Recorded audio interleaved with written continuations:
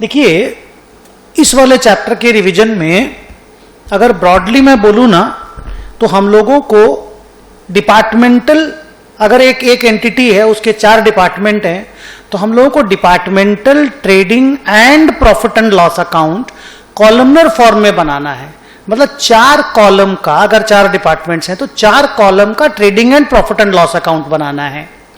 उसके बाद एक सिंगल कॉलम का general profit and loss account बनाना है, जिसमें बेसिकली हम लोग कॉमन एक्सपेंसेस को और स्टॉक रिजर्व का अकाउंटिंग करेंगे जनरल पीएल में।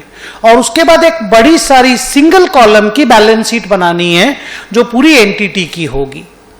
तो ये बेसिक रिक्वायरमेंट डिपार्टमेंटल अकाउंटिंग में होती है। नाउ आइडिया ये है कि अगर एक एंटिटी है और मान लीजिए उसके 3 डिपार्टमेंट है, ए, बी और सी, कंपनी का नाम है एमएल लिमिटेड, तो अपन जब departmental trading and profit and loss account बनाएंगे तो क्या वो departmental trading and profit and loss account annual report में जाएगा? Answer is no.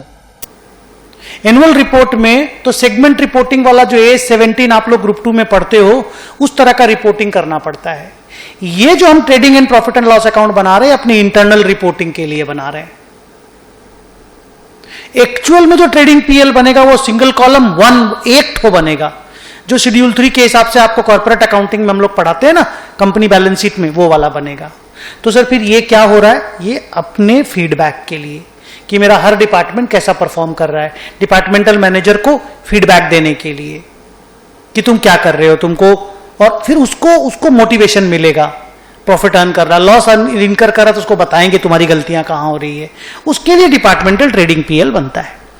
जब आप डिपार्टमेंटल ट्रेडिंग पीएल 3 कॉलम का बना रहे हो, तो आपको यह ध्यान रखना है कि सेल का जो डेटा होता है वो इंडिविजुअली अवेलेबल होता है, क्लोजिंग स्टॉक का जो डेटा होता है वो इंडिविजुअली अवेलेबल होता है डिपार्टमेंट वाइज, ओपनिंग स्टॉक का डेटा इंडिविजुअली अवेलेबल होता है, परचेज का डेटा इंडिविजुअली अवेलेबल होता है, ग्रॉस प्रॉफिट इंडिविजुअली आराम से निकल सकती है।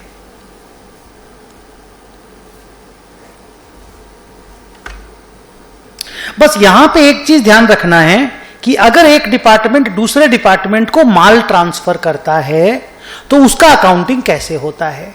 जैसे मान लो ए ने बी को 4 लाख रुपया का माल सप्लाई किया, तो A is the seller department, B is the buyer department, A is the transferor, B is the transferee. तो वो 4 लाख रुपया ए अपने सेल के जैसा लिखेगा, तो सेल के नीचे हम लोग by inter departmental transfer 4 lakh लिख देंगे, और बी उसको अपने परचेज के जैसा लिखेगा, तो बी के डेबिट साइड में हम लोग 2 इंटर डिपार्टमेंटल ट्रांसफर 4 लाख लिख देंगे। ये दोनों डिफरेंट 2 अलग अलग कॉलम में आएंगे। और अगर आपको कंसोलिडेटेड कॉलम एक ठो बनाने का मन है, टोटल वाला, या अगर मांग लिया, तो ये 4 लाख और 4 लाख का दोनों फिगर टोटल वाले कॉलम में लिखना मत, दोनों 4-4 लाख एक दूसरे को कैंसिल आउट कर देगा। तो opening stock, purchases, sales, closing stock, GP individually आ जाता है, कोई प्रॉब्लम नहीं होती, डेटा इंडिपेंडेंटली अवेलेबल होता है। इंटर डिपार्टमेंटल ट्रांसफर का फिगर ए ने ट्रांसफर किया, ए ने माल बेचा एक तरह से, बी को मिला है, तो ए के क्रेडिट साइड में, बी के डेबिट साइड में लिख दीजिएगा, अकॉर्डिंगली ग्रॉस प्रॉफिट कैलकुलेट हो जाएगा। उसके बाद जब ग्रॉस प्रॉफिट यहां पे आ जाती है, तो उसके बाद जो salary, rent, printing, advertisement, depreciation, staff welfare expense, audit fees, law charges, travelling, printing, जो भी खर्चा सब है, उसको हम लोगों को तीनों डिपार्टमेंट में डिवाइड करना पड़ता है। हम लोग उसको बोलते हैं अलोकेशन ऑफ एक्सपेंसेस। तो इसमें 2-3 तो छोटा छोटा रूल काम करता है कि अगर एक्सपेंसेस सेलिंग एक्सपेंसेस है, जैसे advertisement, bad debt, discount allowed, sales promotion expense, तो डिपार्टमेंट के जो सेल होता है ना, उस रेशियो में आप डिवाइड कर दो। जैसे ये वाला जो फिगर है ना सेल का, ये वाले फिगर पे, उसमें ना आप आईडीटी इंक्लूड मत करना, क्योंकि आईडीटी वगैरह में सेल प्रमोशन या बैक डेट इस तरह का, या डिस्काउंट अलाउड, ये सब चीजें नहीं होती। तो आप जो सेल्स रेशियो लोगे ना, डिपार्टमेंटल सेल्स रेशियो, वो इंडिविजुअल डिपार्टमेंट का सेल का फिगर लेना, उसमें आईडीटी इंक्लूड मत करना। अच्छा, जो फिक्स्ड एक्सपेंसेस होते हैं ना, जैसे मान लो रेंट है, तो रेंट को आप क्या कर सकते हो कि एक एक डिपार्टमेंट में कितना फ्लोर एरिया किस डिपार्टमेंट ने ऑक्यूपाई करके रखा है, आप उस floor area wise departmental rent को, मतलब कंपनी के टोटल रेंट को इंडिविजुअल डिपार्टमेंट में आप डिवाइड कर सकते हो।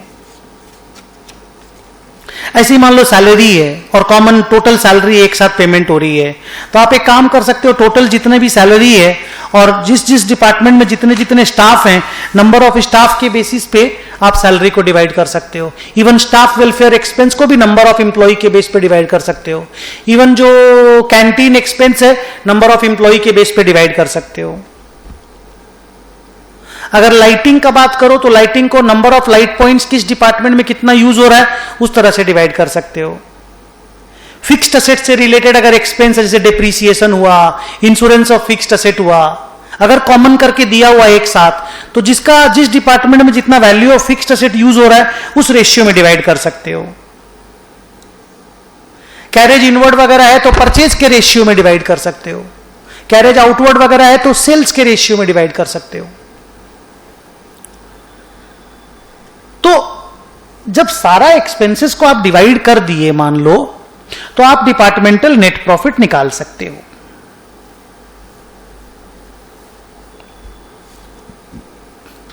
और अगर मान लो कोई एक ऐसा एक्सपेंस है, जैसे मान लो जनरल एक्सपेंस लिखा हुआ 5 लाख रुपया, और कोई बेसिस हमें पता नहीं चल पा रहा है कि हम इसको कैसे डिवाइड करें, तो आप इतना स्ट्रेस मत लो। कोई जरूरी नहीं है कि हर एक्सपेंस को डिवाइड किया जाए। Those expenses which could not be divided, you are not finding any basis to divide that या allocate दैट एक्सपेंस, तो that expense can be debited in the general profit and loss account, because after all हम लोग उसके बाद general PL बना रहे एक single column वाला। डिपार्टमेंटल ट्रेडिंग पीएल बनने के बाद, कॉलमनर फॉर्म में डिपार्टमेंटल ट्रेडिंग पीएल बनने के बाद हम लोग एक जनरल पीएल यहां बना रहे हैं। 3 चीजें बनती है, departmental trading PL columnar form, general PL single column और general balance sheet single column.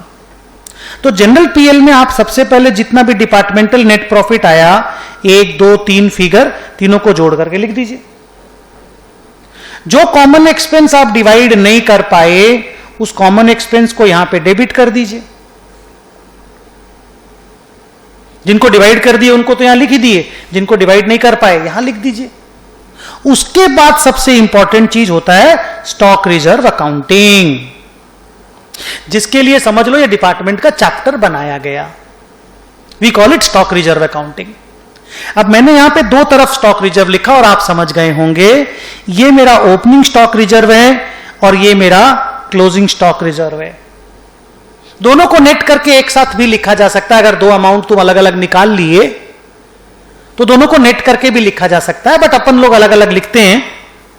अपन लोग एक साथ भी एक बार निकालते हैं, मैं आपको बताऊंगा थोड़ी देर के बाद रिवीजन में। पर ये ओपनिंग स्टॉक रिजर्व है जो इनकम बन जाएगा, और ये क्लोजिंग स्टॉक रिजर्व है जो एक्सपेंस बन जाएगा, और फिर नेट प्रॉफिट निकल जाएगी, जो net profit ultimately balance sheet में कैपिटल के साथ ऐड हो जाएगी। Now what is stock reserve? The answer is, stock के अंदर जो प्रॉफिट एलिमेंट पड़ा हुआ है। कैसे पॉसिबल है? मान लो ए डिपार्टमेंट ने बी डिपार्टमेंट को माल दिया और प्रॉफिट में माल दिया, और मान लो ये वो 4 लाख का फिगर, इसमें प्रॉफिट इंक्लूडेड है, तो ए के ग्रॉस प्रॉफिट में वो प्रॉफिट आ गया, फिर ए के नेट प्रॉफिट में भी वो प्रॉफिट आ गया। अब बी डिपार्टमेंट के पास अगर वो माल पड़ा हुआ है पूरा या थोड़ा, तो बी डिपार्टमेंट का क्लोजिंग स्टॉक ओवर वैल्यूड है कंपनी के पॉइंट ऑफ व्यू से। बी तो उसको कॉस्ट प्राइस मानेगा क्योंकि बी ने तो खरीदा है ए से, लेकिन कंपनी के पॉइंट ऑफ व्यू से ए से ही तो वो माल गया है। मान लो ये 3 लाख का माल था, बी को 4 लाख में हम लोग बेचे, और बी के पास 4 लाख का ये माल पड़ा हुआ है, तो बी तो बोलेगा हम तो 4 लाख में खरीदे, बी के प्रॉब्लम नहीं। पर कंपनी तो बोलेगा भाई कंपनी के लिए तो इसका कॉस्ट 3 लाख ही है, तो तुम्हारा स्टॉक तो 4 लाख, अगर बैलेंस शीट में 4 लाख जाएगा स्टॉक, तो ओवर वैल्यूड स्टॉक हो जाएगा कंपनी की बैलेंस शीट में। तो उस 4 लाख में से 1 लाख के स्टॉक रिजर्व को हटाना पड़ता है, and that is called stock reserve accounting. इसका प्लेन एंड प्रिसाइज कॉन्सेप्ट ये है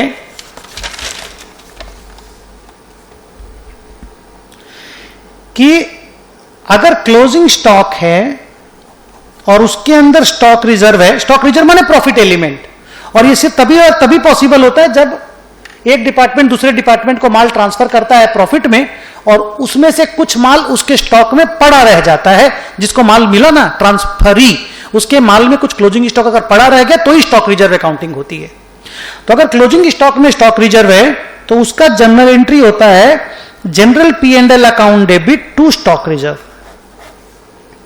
प्रॉफिट को गिराना पड़ता है और टू स्टॉक रिजर्व लिख दिए तो स्टॉक भी गिर जाएगा, stock less stock reserve balance sheet में दिखाना पड़ता है।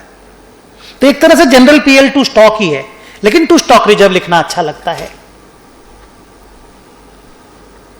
तो ये स्टॉक रिजर्व का क्लोजिंग स्टॉक रिजर्व का एंट्री है कि प्रॉफिट अनरियलाइज्ड रह गया, स्टॉक बढ़ गया है, चलो स्टॉक को गिराते हैं, प्रॉफिट को भी गिरा देते हैं। ओपनिंग स्टॉक रिजर्व का एंट्री इसके ठीक उल्टा होता है, क्योंकि वो लास्ट ईयर का स्टॉक रिजर्व है, इस बार वो माल जनरली बिक गया होगा और नहीं भी बिका तो क्लोजिंग स्टॉक रिजर्व तो अलग से अकाउंटिंग हम करेंगे ही। तो ओपनिंग स्टॉक रिजर्व को पीएल में इनकम साइड में लिखा जाता है। The journal entry is exactly the opposite, stock reserve account debit to general profit and loss account. तो एक पर्टिकुलर ईयर में कंपनी को दो ऐसी एंट्री मारनी पड़ती है।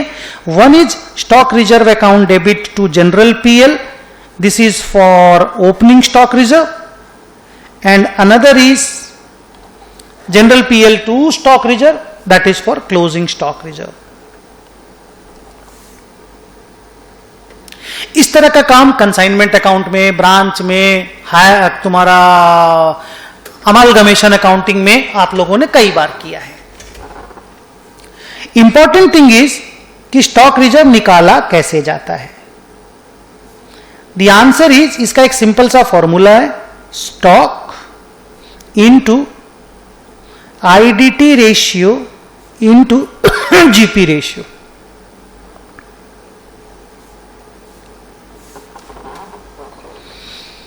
कोई भी स्टॉक रिजर्व कैलकुलेट करना है, stock into IDT ratio into GP ratio. जैसे मान लो आपको बोला गया कि बी डिपार्टमेंट है, डिपार्टमेंट बी, उसके पास 15 लाख का स्टॉक है, क्लोजिंग स्टॉक। ये आप लोग ट्रेडिंग बनाए तो 15 लाख रुपए आपको दिख रहा है वहां पे। अब इसके अंदर ए से आया हुआ भी कुछ माल है,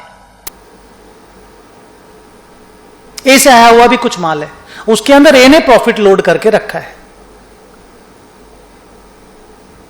तो उसका स्टॉक रिजर्व हमको निकालना है, वो प्रॉफिट एलिमेंट हमें निकालना है। तो इसमें सबसे पहले जीपी रेशियो पे बात करूं अगर मैं, तो जीपी रेशियो ए का लेना होगा, ए का। वाई ए का?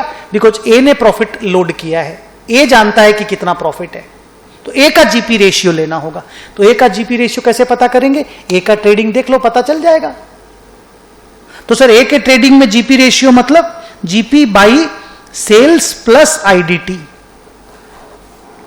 सर खाली जीपी बाई सेल्स होना चाहिए? आईडीटी भी तो एक तरह का सेल है ना, ए ने तो आईडीटी में सेल ही किया है ना बी को।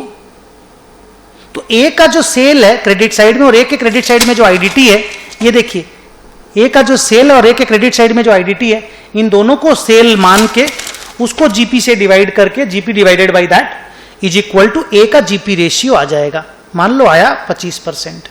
जीपी ऑन सेल लेना याद रखिएगा, जीपी ऑन कॉस्ट नहीं।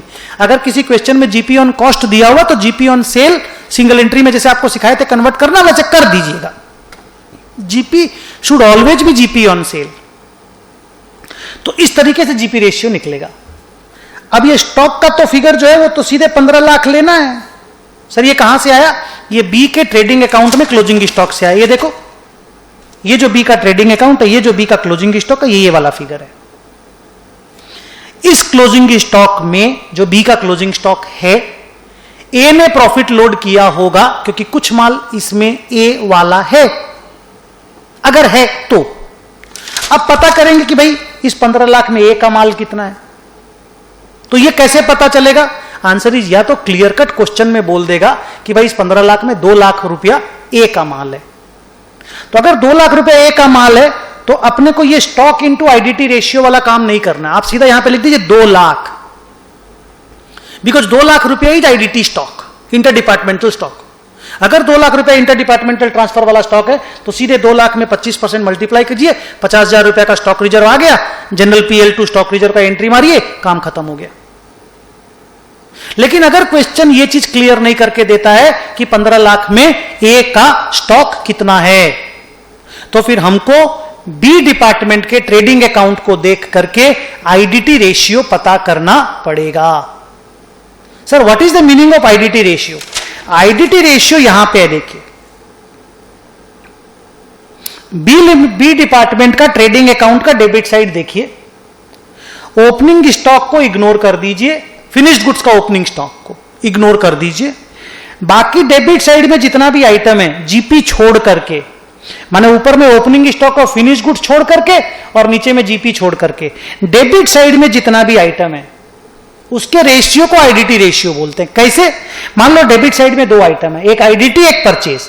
मान लो परचेज है 20 और आईडीटी है 4, तो 4:20 इज द आईडीटी रेशियो। इसका मतलब हुआ कि बी 20 लाख रुपया अपना यूज करता है तो 4 लाख रुपया ए वाला माल यूज करके स्टॉक बनाता है। बी जब अपना क्लोजिंग स्टॉक मैन्युफैक्चर करता है तो 20 लाख अपना खर्चा वाला यूज करता है और 4 लाख रुपया ए से लिया हुआ माल यूज करता है, तो 4:20 इज द आईडीटी रेशियो।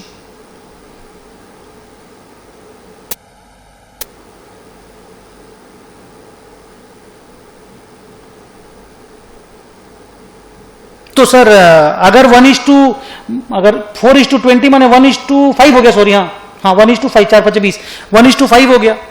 तो सर ये जो क्लोजिंग स्टॉक 15 लाख रुपया है, इसमें तो 20 लाख का भी रोल होगा और 4 लाख का भी रोल होगा, हाँ पूरे 24 लाख का रोल है। तो इसको 1:5 में डिवाइड करना है, 4:20 में डिवाइड करना है। तो सर हम लोग को यहां पे कौन सा लेना है? यहां पे 1 लेना है, 5 नहीं लेना है, बिकॉज हम लोग को आईडीटी स्टॉक पता करना है। तो सर फिर मल्टीप्लाइड बाई तो 1/6 करना पड़ेगा। यस 1/6 करना पड़ेगा, बिकॉज 4:20 जिसको हम 1:5 बोलेंगे तो उसमें एक माल आईडीटी वाला है, 5 माल परचेज वाला है। अच्छा यहां खाली परचेज ही नहीं लेना पड़ता, मेरे एग्जांपल में परचेज है, परचेज के साथ वेजेस रहेगा, अदर डायरेक्ट एक्सपेंसेस रहेगा, सब इस 20 के साथ एडेड है। और अगर एडेड नहीं तो आपको ऐड करना है। आईडीटी अकेला अलग रहेगा, बाकी सारे खर्चे ट्रेडिंग के अलग रहेंगे, and that will be called IDT ratio. And if it comes 1/5, आपको मल्टीप्लाई 1/6 से करना पड़ेगा, बिकॉज 5 माल अपना है और 1 माल आईडीटी वाला है। अपने को आईडीटी स्टॉक पता करना है। तो स्टॉक के अमाउंट में जब हम आईडीटी रेशियो मल्टीप्लाई कर देते हैं तो हमको आईडीटी स्टॉक पता चल जाता है कि बी के स्टॉक में ए का स्टॉक कितना है। 15 लाख इंटू 1/6 से इट केम 2.5 लाख रुपया, दैट इंटू 25%। 25% कहां से लाए? That is GP ratio of ए।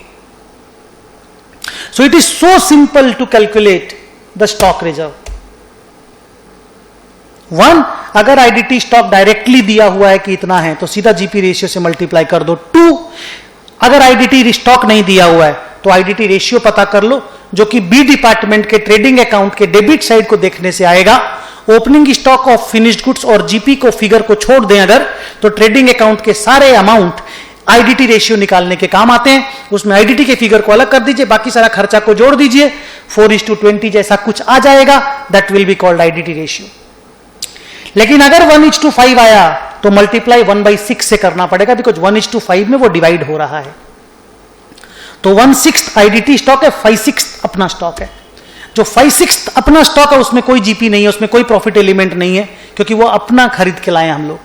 लेकिन जो 1/6 ए से आया है उसमें 25% का जीपी है, तो 15 लाख इंटू 1/6 इंटू 25% कर दीजिए, क्लोजिंग स्टॉक का स्टॉक रिजर्व आ जाएगा। एकदम सेम तरीके से ओपनिंग स्टॉक का भी स्टॉक रिजर्व निकाला जाता है। अगर क्वेश्चन में ओपनिंग स्टॉक रिजर्व निकालने की जरूरत पड़ी तो opening stock multiplied by IDT ratio of the last year multiplied GP ratio of the last year. Because opening stock तो लास्ट ईयर का तो क्लोजिंग स्टॉक ही है ना, तो उसमें तो आईडीटी रेशियो और जीपी रेशियो तो पिछले साल का लगा होगा ना, तो वो अगर कभी निकालना पड़े तो IDT ratio of the last year, GP ratio of the last year multiplied by opening stock अगर हम कर देंगे तो ओपनिंग स्टॉक का स्टॉक रिजर्व भी आ जाएगा। अगर ओपनिंग स्टॉक का स्टॉक रिजर्व आया 2 लाख तो वो 2 लाख रुपया हम इनकम साइड में लिखेंगे, क्योंकि वो लास्ट ईयर का अनरियलाइज्ड प्रॉफिट है, इस बार का रियलाइज्ड इनकम माना जाएगा। और क्लोजिंग स्टॉक का स्टॉक रिजर्व अगर आया 3.5 लाख, तो वो 3.5 लाख रुपए हम डेबिट साइड में लिख देंगे, क्योंकि वो इस बार का अनरियलाइज्ड प्रॉफिट है, हमें प्रॉफिट को गिराना है। अकॉर्डिंगली नेट प्रॉफिट निकल के आ जाएगा। ना यहां पे एक इंपॉर्टेंट बात है, और वो ये है कि अगर क्वेश्चन साइलेंट है, सब में ओपनिंग स्टॉक दिया है 40 लाख, क्लोजिंग स्टॉक दिया है 90 लाख, आईडीटी रेशियो खाली करेंट ईयर का दिया हुआ है, करेंट ईयर का, इस साल का 1:3, जीपी रेशियो दिया हुआ है 25% करेंट ईयर का।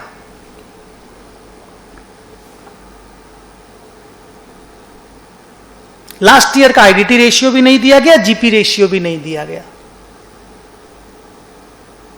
तो प्रॉब्लम क्या हो रही है कि closing stock into IDT ratio into GP ratio तो हम निकाल ले रहे हैं, क्लोजिंग स्टॉक का स्टॉक रिजर्व तो निकाल ले रहे हैं, ओपनिंग स्टॉक में ओपनिंग स्टॉक मेरे पास है, पर आईडीटी रेशियो जीपी रेशियो नहीं है।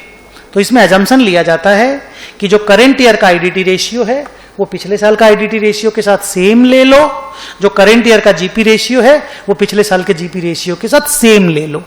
तो सेम फॉर्मूला आप सेम 1/3 वाला और सेम 25% वाला यूज कर लो ओपनिंग स्टॉक के लिए भी, एंड अकॉर्डिंगली स्टॉक रिजर्व निकाल लो ओपनिंग स्टॉक का।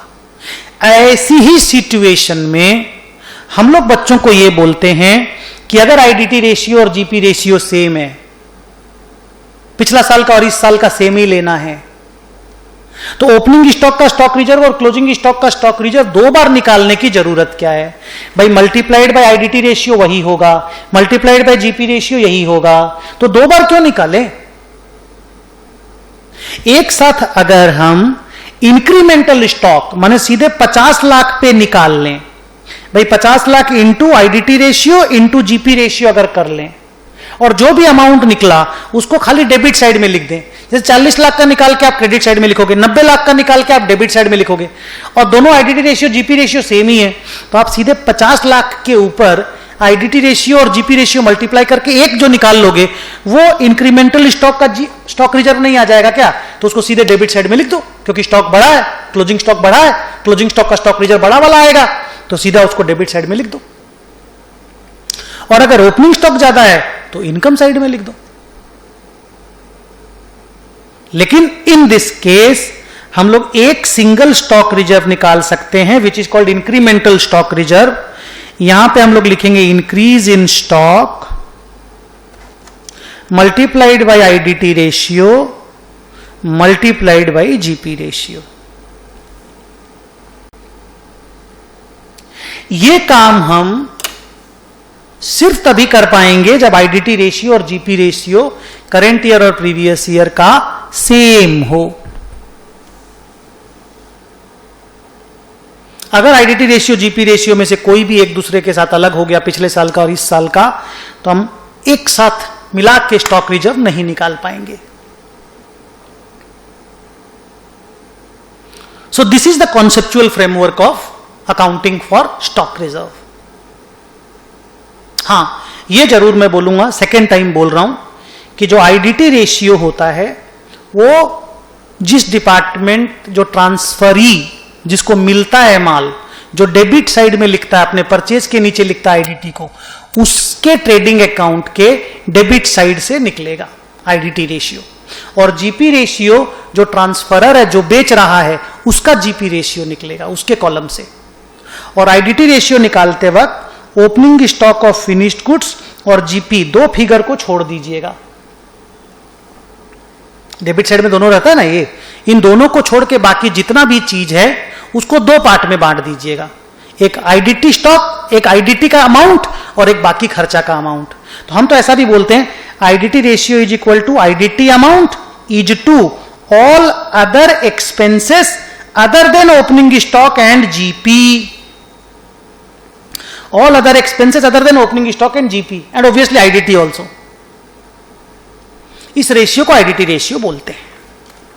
अच्छा, अब एक इंटरेस्टिंग चीज आता है बच्चे लोग, कि अगर ए डिपार्टमेंट ने बी डिपार्टमेंट को माल दिया और बी ने सी को माल दिया,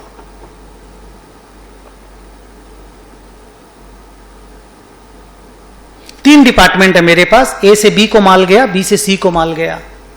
तो अगर सी के क्लोजिंग स्टॉक, सी के पास मान लो क्लोजिंग स्टॉक है 40,000 का, तो आप जरा सोचिए क्या प्रॉब्लम होएगा कि सी के क्लोजिंग स्टॉक में बी का प्रॉफिट जरूर होगा कि बी से सी को माल गया है, तो बी का स्टॉक सी के पास है, और बी का जो स्टॉक सी के पास है उसमें ए का भी स्टॉक होने का चांस है, क्योंकि ए बी को माल देता है, उसी माल को प्रोसेस करके बी सी को दे देता है। तो सी के स्टॉक में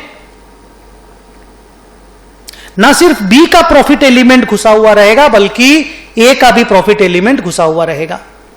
तो उसमें डबल डबल स्टॉक रिजर्व रहेगा। तो उस डबल डबल स्टॉक रिजर्व को हटाने का एक सिंपल सा प्रोसेस है, आइए मैं आपको वो वाला बताता हूं। कुछ जो कॉम्प्लिकेटेड सम 12 मार्क्स 16 मार्क्स के आएंगे, उसमें ये वाला कॉन्सेप्ट रहेगा। इसमें जैसे आपको पता चला कि 40,000 रुपया सी का क्लोजिंग स्टॉक है, तो फर्स्ट स्टेप इज, जैसे आप पहले लिख लो, closing stock of C is equal to 40,000। सबसे पहले आप बीज स्टॉक रिजर्व या बीज लोडिंग निकाल लो। कैसे निकलेगा? 40,000 इंटू आईडीटी रेशियो, ये सी के ट्रेडिंग अकाउंट से, क्योंकि ये आईडीटी सी के ट्रेडिंग के डेबिट साइड में है, सी को ये माल मिला है, तो सी के debit side of the trading account से आपको आईडीटी रेशियो मिलेगा, और इनटू जीपी रेशियो बी का लेना है।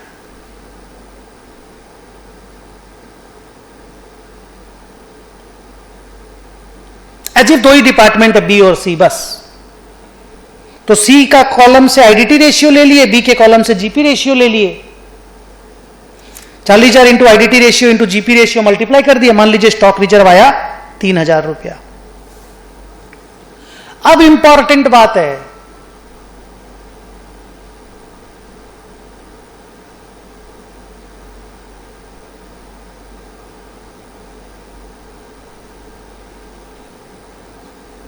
बोलूं? अब ध्यान से सुनिएगा।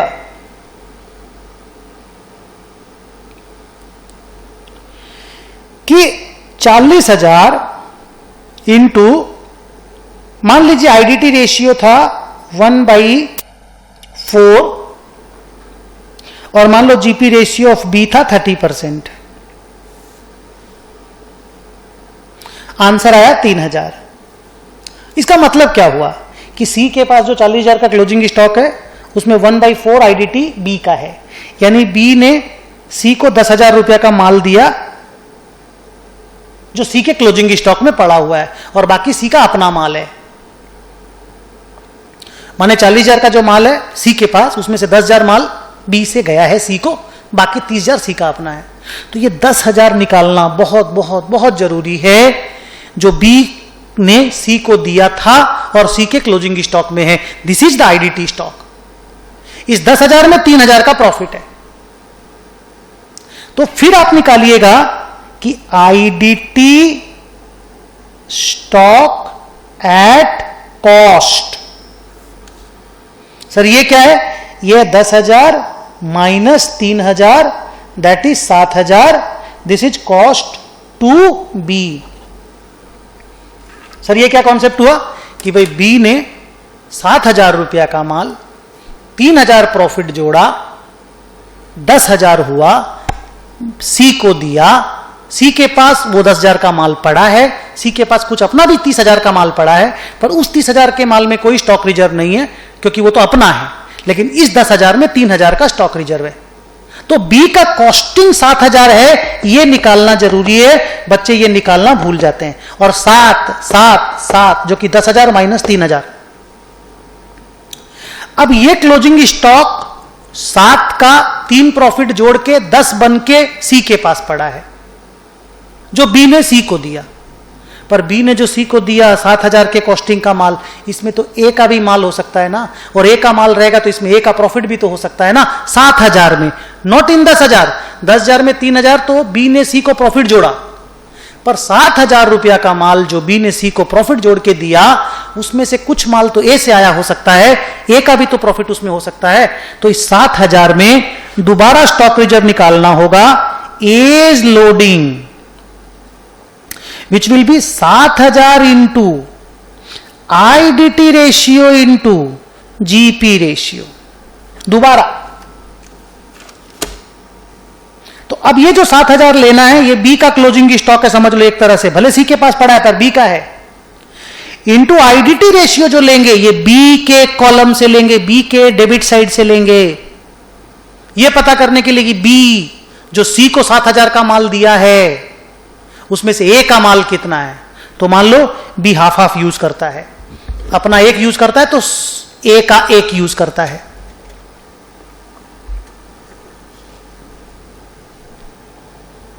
माने बी आधा माल ए से लेता है, आधा माल खुद परचेज करता है। और जीपी रेशियो ए का लेना है, मान लो ए का जीपी रेशियो इज 40%, तो 7000 इंटू 1/2 3500 रुपया, 3500 रुपया का माल ए ने बी को दिया इंटू 40% विच कम्स 1400 रुपया। 1400 रुपया stock reserve loaded by A और 3000 रुपया stock reserve loaded by B.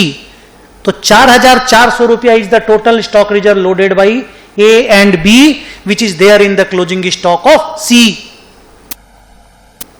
अब इसको अगर मैं सिंपल तरीके से समझाऊं तो 3500 रुपया का माल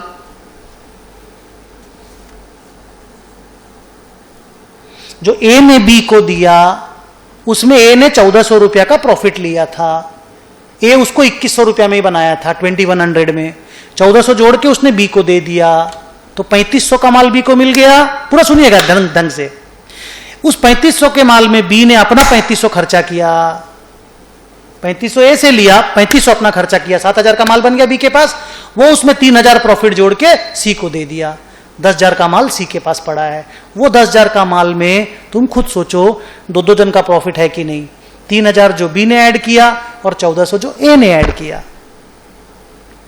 सो ये इस तरीके से निकलता है। इसमें प्रॉब्लम क्या है, बच्चों को stock into IDT ratio into GP ratio करना आता है, बच्चे ये 10,000 माइनस 3,000 नहीं करते।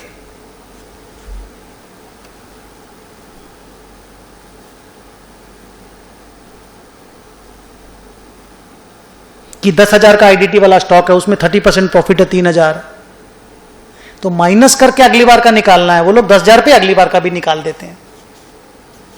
बी का तो कॉस्ट निकालना पड़ेगा ना, उसके बाद ना स्टॉक रिजर्व निकलेगा। तो यहां पे केयर लेना है। तो मैं दोबारा बोलता हूं, अगर ए बी सी, ए ने बी को माल दिया, बी ने सी को माल दिया, और सी के स्टॉक का स्टॉक रिजर्व निकालना है, 2 बार निकलेगा। सबसे पहले बी और सी अजीब सिर्फ 2 डिपार्टमेंट है, वैसे करके स्टॉक रिजर्व निकाल लो, और उसके बाद कॉस्ट टू बी निकालना जरूरी है कि उस आईडीटी स्टॉक का 10,000 रुपया जिसका आईडीटी स्टॉक का वैल्यू है, उसका कॉस्ट टू बी कितना है, and that cost to be minus करके निकलेगा। फिर ये जब 7,000 का अमाउंट आ गया ना, इसके अंदर फिर वो ए वाला स्टॉक रिजर्व निकालने का जो बेसिक तरीका होता है, फिर से stock into IDT ratio into GP ratio multiply करके ए का स्टॉक रिजर्व निकाल दोगे। तो ये माइनस करने वाला कॉन्सेप्ट जो बच्चे भूल जाते हैं, उसको थोड़ा सा ध्यान रखना है। तो ये हम लोगों का डिपार्टमेंटल अकाउंटिंग का रिवीजन यहां पे कंप्लीट होता है। अच्छा, 1-2 बात आप लोगों को मेरे को और बोलना है कि डिपार्टमेंटल अकाउंटिंग में अलग अलग वैरायटी के सम आते हैं, तो आप लोग थोड़ा केयरफुली सारे एक्सरसाइज के और सारे एग्जाम्पल्स के सम को ना थोड़ा केयरफुली बना लीजिएगा। एक चीज ये बोलना था कि जैसे हम आपको ये बोले कि स्टॉक रिजर्व का अकाउंटिंग जनरल पीएल में होता है, लेकिन अगर कभी कोई क्वेश्चन में बोल दिया कि नहीं स्टॉक रिजर्व का अकाउंटिंग हमको इंडिविजुअल डिपार्टमेंट के पीएल में करना पड़ेगा। मान लीजिए यहां पे स्टॉक रिजर्व 2,000 रुपया का है, ओपनिंग स्टॉक रिजर्व, और हमको डिपार्टमेंट पीएल में करना है, जनरल पीएल में नहीं करना, यहां पे करना है, इस कॉलम वाले में करना है। तो ए के कॉलम में लिखिएगा, ए मतलब ट्रांसफरर डिपार्टमेंट के पीएल में लिखिएगा, बिकॉज प्रॉफिट जो है वो ए खाया है, ए ने बी को माल दिया है ना, ए इज द ट्रांसफरर डिपार्टमेंट ना, तो ए के प्रॉफिट लॉस में प्रॉफिट है। तो स्टॉक रिजर्व की अकाउंटिंग अगर कभी भी डिपार्टमेंटल पीएल से करना पड़े तो ट्रांसफरर वाले डिपार्टमेंट के पीएल में कीजिएगा। ट्रांसफरर जिसने माल बेचा है उसके पीएल में स्टॉक रिजर्व अकाउंटिंग करना पड़ेगा, क्योंकि प्रॉफिट उसके पीएल में है। जिसके पास स्टॉक है उसके पीएल में मत कीजिएगा, जिसने माल बेचा है उसके पीएल में अकाउंटिंग करना पड़ेगा स्टॉक रिजर्व का। अगर कभी कोई क्वेश्चन ऐसा बन गया कि stock reserve accounting is to be done in the departmental trading P&L, then that will be recorded in the P&L of the department who is the transferor department, बेचने वाला डिपार्टमेंट। तो ये हम लोगों का मेमोरेंडम स्टॉक और मेमोरेंडम मार्कअप को अगर मैं छोड़ दूं तो ये मेरा डिपार्टमेंटल अकाउंटिंग का रिवीजन कंप्लीट हो गया। अब आप धीरे धीरे एक्सरसाइज के सम, होमवर्क के सम को दम दम करके रिवीजन कर दीजिए। Thank you.